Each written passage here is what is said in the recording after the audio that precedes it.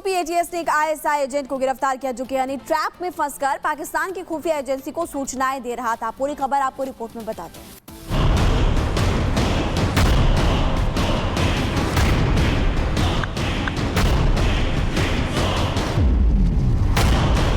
35 तक अंतरिक्ष में भारत का अपना स्पेस स्टेशन होगा। भारत का एस्ट्रोनॉट भारत के अपने रॉकेट से चंद्रमा पर भी उतरकर दिखाएगा। दुनिया की निगाहें हिंदुस्तान पर टिकी हुई है। अगले साल तक अंतरिक्ष में इंसान भेजने की तैयारी है, लेकिन पाकिस्तान इस मिशन में खलल डालने की कोशिश में जुटा है। TVD-1 का सफलतापूर्ण प्रज्वलन +5 सेकंड। पाकिस्तान की खुफिया एजेंसी गगनयान मिशन में सेंधमारी की कोशिश में है। यूपी एटीएस ने पाकिस्तान की इस साजिश को आज बेनकाब किया है। एक व्यक्ति जो कि चार्जमैन के पद पर है, नाम रविंद्र कुमार, उनके द्वारा अपने पाक आईएसआई हैंडलर को अलग अलग सूचनाएं साझा किया जा रहा था, जो कि गोपनीय सूचनाएं हैं। रविंद्र कुमार ने नेहा नाम की आईएसआई हैंडलर जो बहुत संवेदनशील जानकारी साझा की थी। आईएसआई ये हनी ट्रैप मॉडल लंबे समय से चला रहा है। वो लोगों को फांसते हैं और उनसे जानकारी निकालते हैं जो राष्ट्रीय सुरक्षा के लिए बहुत बड़ा खतरा है। दरअसल जब से प्रधानमंत्री ने गगनयान मिशन को टॉप लिस्ट में शामिल किया है, पाकिस्तान बौखला गया है। प्रधानमंत्री का कमिटमेंट उसकी बौखलाहट को और बढ़ा रहा है। Bureau report, Republic Bharat. और अलीगढ़ से एक सनसनीखेज वारदात सामने आई है। 25 साल के युवक की ताबड़तोड़ फायरिंग पर हत्या कर दी गई। बाइक सवार बदमाशों ने उस पर करीब 8 से 9 राउंड गोलियां दागी, जिससे उसकी मौके पर ही मौत हो गई। और वारदात के बाद इलाके में दहशत है। सूचना मिलते ही पुलिस मौके पर पहुंची और जांच शुरू कर दी है।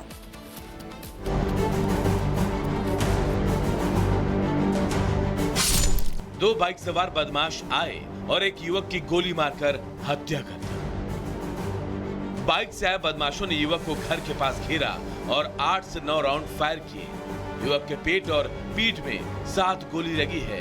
उसकी मौके पर ही मौत हो गई। ये तस्वीर आई है अलीगढ़ से, जहां दिन दहाड़े युवक की हत्या कर दी गई। हालांकि फायरिंग की आवाज सुनकर लोगों ने आरोपियों को दौड़ाया, लेकिन आरोपी मौके से फरार हो गए। वही बदमाशों की करतूत सीसीटीवी कैमरे में कैद हो गई है। पुलिस ने हमलावरों के खिलाफ केस दर्ज कर लिया है और अब पुलिस हमलावरों की तलाश कर रही है। बताया जा रहा है कि वारदात के पीछे पुरानी रंजिश हो सकती है। Bureau report, Republic Bharat. Himachal Pradesh के बिलासपुर में कांग्रेस नेता बब्बर ठाकुर पर हमला हुआ और आपको बताते हैं अज्ञात हमलावर ने बब्बर ठाकुर के निवास पर गोलियां चला दी। हमले में पीएसओ गंभीर रूप से घायल बताया जा रहा है। जोधपुर में गजेंद्र सिंह शेखावत के काफिले की कार टूटे कांच और पार्किंग में खड़ी काफिले की गाड़ी पर किसी ने हॉकी से हमला किया था। यूपी के अलीगढ़ में बेखौफ बदमाश से ताबड़तोड़ फायरिंग। युवक को घेर कर पीट पर 7 गोली मारी। मौके पर युवक की मौत हो गई है। दूसरा शख्स जान बचाकर भागा। बाइक सवार 4 नकाबपोश बदमाशों ने मारी गोली। सीसीटीवी में कैद हो गई वारदात। पुलिस ने हत्या के कारणों की तलाश शुरू की। अबसर में एसजीपीसी के सेवादार घायल। हरियाणा के यमुनानगर के हमलावर जुल्फान ने लोहे की रॉड से हमला किया। अस्पताल में इलाज जारी है। बिहार के मुंगेर में 2 गुटों में विवाद हो गया। बीच बचाव करने पहुंची एसआई पर धारदार हथियार से हमला। इलाज के दौरान भर्ती कराया गया। आरोपी फरार। गोल्डन टेम्पल में श्रद्धालु पर हमला। एक शख्स ने रॉड से हमला किया। हमले में 5 श्रद्धालु घायल बताए जा रहे हैं। हालत गंभीर बताई जा रही है। कहा सुनी के बाद श्रद्धालु पर हमला हुआ। स्वर्ण मंदिर में हमले में सेवादार जसबीर सिंह घायल बताए जा रहे हैं। हमलावर जुल्फान ने लोहे की रॉड से हमला किया था। पुलिस ने आरोपी को किया गिरफ्तार। गैंगस्टर अमन साहूर के एनकाउंटर पर लॉरेंस के भाई का पोस्ट। अमन साहूर के दुश्मनों को अनमोल बिश्नोई की धमकी और अमन साहू के दुश्मनों का जल्द से हिसाब होगा। पंजाब के जालंधर में social media influencer Varinder Singh जानलेवा हमला हुआ उन पर और हमले में पुलिस कांस्टेबल भी घायल। 4 लोगों पर मारपीट करने का आरोप है। हमलावरों ने सोने की चेन, मोबाइल फोन भी लूट लिया। यूपी के मथुरा में एक सोसाइटी में लगी भयंकर आग। ट्रांसफार्मर में अचानक विस्फोट के बाद हड़कंप मचा। घटना कैमरे में कैद हुई। हैदराबाद में मंदिर के अकाउंटेंट पर तेजाब से हमला। घायल का अस्पताल में इलाज जारी। घटना का फुटेज सामने आया। तेलंगाना में ग्रेनाइट्स ले जा रही लॉरी बिजली के खंभे से टकरा गई। तेज रफ्तार कार लॉरी से टकराई। कार सवार 5 लोग गंभीर रूप से घायल बताए जा रहे हैं। होलिका दहन के बाद वडोदरा में दिखा रफ्तार का कहर। रईस जादे ने कार से 3 गाड़ियों को उड़ा दिया। कि मौत हो गई और नशे में धुत ड्राइवर गिरफ्तार हुआ। गाड़ी की अनोखी नेम प्लेट की तस्वीर सामने आई है। गाड़ी के आगे लिखवाया है पूर्व क्लास मॉनिटर। पूर्वोत्तर के 3 दिन के दौरे पर असम के जोरहाट पहुंचे अमित शाह। सीएम हेमंत बिस्वा ने किया स्वागत और इस दौरान असम बीजेपी के कई नेता भी रहे मौजूद। गृहमंत्री अमित शाह आज असम के में शिक्षा और सुरक्षा से जुड़े कई कार्यक्रमों में होंगे शामिल। मिजोरम भी जाएंगे अमित शाह। गृहमंत्री अमित शाह के दौरे से पहले सीएम हेमंत ने कार्यक्रम स्थल का दौरा किया और बर्फुम पुलिस अकेडमी और समर्पित की जाने वाली सुविधाओं का निरीक्षण किया। होली पर मस्जिदों को ढकने के मामले में भड़के असदुद्दीन ओवैसी। कहा कि मुसलमानों के साथ दूसरे दर्जे के नागरिक की तरह व्यवहार किया जा रहा है। मेरे भाई वो डरपोक थे जो पाकिस्तान को भाग गए। ये जियालों की औलाद है, भागने वालों की औलाद नहीं है। अरे वो डरपोक थे, भाग गए। हमारे आबो-अजदाद ईमान की दौलत से माला माल थे।